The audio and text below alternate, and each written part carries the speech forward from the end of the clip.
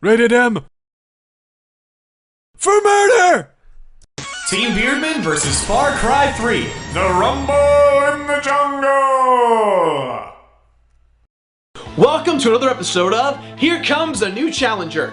Now, for those of you guys who have not seen the first episode of Here Comes the New Challenger, a little annotation for you guys, but, you know, little thing. For those of you who don't know what it is, this show essentially is a review show. It's not as comedic based. It's also not focusing on the ideals of 100% completing a game. It is simply my opinion and Greg's opinion of a journalistic approach to brand new games, whether they be indie or a AAA title from a major distributor. So guys, all bear jokes aside, let's go ahead and give it a shot.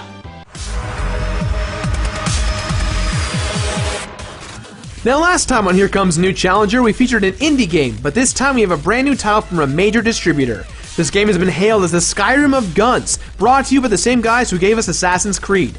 This week, we have a fresh title, straight from the guys down at Ubisoft, Far Cry 3.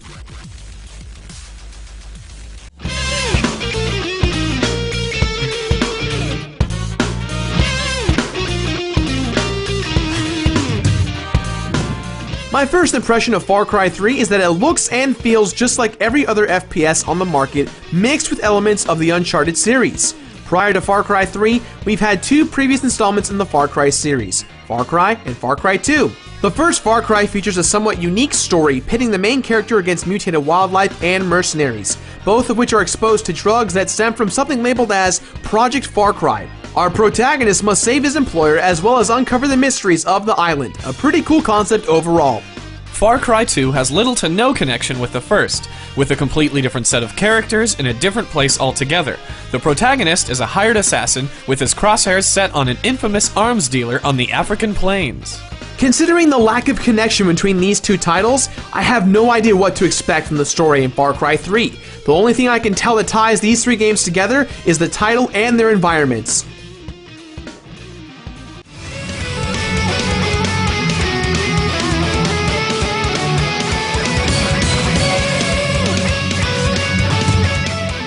Jason Brody is enjoying a vacation in the Pacific Islands with family and friends when all of a sudden during a skydiving trip they are all captured by a notorious drug lord named Voss, who plans to ransom, sell into slavery, and most likely murder all of them at some point. After killing Jason's brother right before his eyes, Voss lets Jason go just for the pure sadistic fun of it all. After plummeting to near death off of a falling bridge, Jason awakes in the care of the island locals, branding him as one of their own. Jason must band together with his new allies if he wants to survive and find whatever is left of his companions. This clearly is much stronger than any of the three storylines in my opinion, and from the moment the game starts, it's obvious that the storytelling is at its finest. Watching the rise and fall of an American boy gone savage is very interesting, and it reminds me a little bit of Lord of the Flies. The more gruesome the adventure, the more removed from society Jason becomes.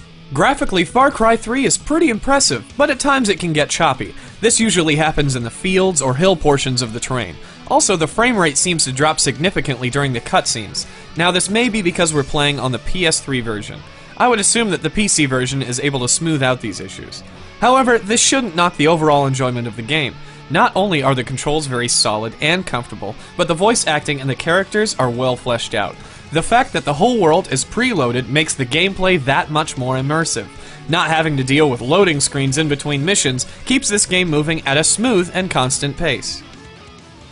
One of my favorite features in this game is how you heal after taking damage. Whenever your health bar goes down, instead of refilling over time, you have to manually heal yourself. The great part is that you get to visibly see how Jason mends his wounds, ranging from wrapping a bandage around a cut, to cutting out a bullet out of your own flesh, to even readjusting your own broken wrist back into place. These gruesome little sequences really add a gritty and realistic feel to your experience. In terms of gameplay, there are three specific things that are really worth mentioning: exploration, skills and upgrades, and missions and vehicles. Let's discuss exploration. Now, Ubisoft is known for finessing the open-world genre of exploration via Assassin's Creed. In Assassin's Creed, one would expand their map by scaling tall towers and using eagle vision to scout out the land. While Far Cry 3's world isn't nearly as expansive, the same element applies through the use of radio towers. It even uses a similar epic swoosh pan to display the surrounding area. One of Far Cry 3's most interesting elements is the skills and upgrades. Like in other first-person shooter RPGs, your character traits are determined by 3 separate skill trees, each representing a style of combat. You'll level up by doing missions and killing enemies, and you can gain bonus experience by meeting certain perimeters such as headshots or silent takedowns. When you level up, you gain skill points which you can use to pick new skills and perks. You can get some pretty awesome abilities through these trees that make you feel really empowered and show the progression of Jason from city boy to hardened tribal killer. Something that I find really cool is that your skills are directly related to your status within the gang. As a result, with every skill you purchase, your tribal tattoo visibly expands to match the change. When you first start the game, you have 0 perks and a single gun, and it makes you feel a little helpless. The first major steps to becoming stronger start with the animal hunting. When you hunt and kill wild animals such as deer, boar, leopards, and even sharks, you can skin them and use their skin to upgrade your equipment such as your ammo pouch, wallet, and probably the most useful, your gun straps. Every time you acquire skins to complete a recipe, the next level up becomes available. Some of the later upgrades require extremely rare animal skins, and more often than not, these are only obtainable through high difficulty challenges, such as killing the rare black panther with only a bow and arrow. Nothing like killing endangered species, like tigers. There are several missions and collectibles that you can do at any point during the storyline. These can be anything from finding a radio tower to assassinating a wanted man to clearing out one of Vaz's drug bases and taking it over, and even side quests that give you more information on the main story. These missions are entertaining, rewarding, and definitely add hours of extra playtime. The vehicles, for the most part, are a great way to get around the island quickly. The hang glider and the wave runner are fun to use and get you where you want to go fast. I find that driving the motorcycle and the car can be a challenge and in some cases a total pain.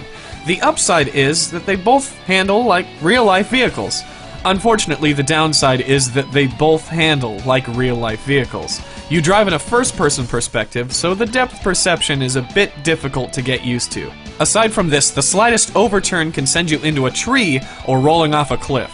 It gets easier once you get a feel for it, but you'll definitely feel out of control when you start.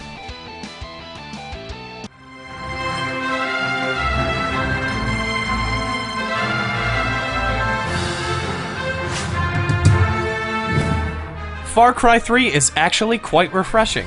It brings a lot of new light to an older franchise. The open world exploration, the leveling system, and the overall performances by the actors provide a lot of interesting and great points. What game does not have flaws? The game does suffer from some bad frame rates during actual cutscenes, some of the visuals look a tad bit sluggish at times, and the vehicles are a little bit tricky to handle.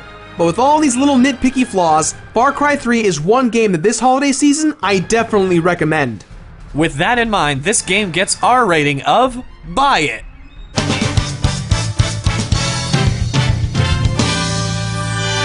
Far Cry 3 will be available for purchase on the PS3, 360, and PC platforms on December 4th.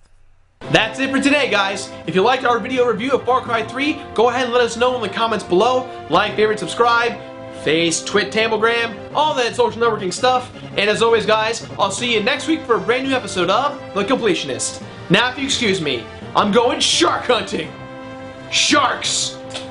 What is a shark? Oh, it's the street sharks. The street sharks! Street sharks! Hey guys, just real quick, we wanted to thank Ubisoft for sending us Far Cry 3. We're really honored that they wanted us to review it. And if you guys are interested in Far Cry 3, check out their Facebook page in the link below. And they're giving away some copies of the game and some other great prizes like a computer. Alright, see you guys next week. Oh my god, it's a shark!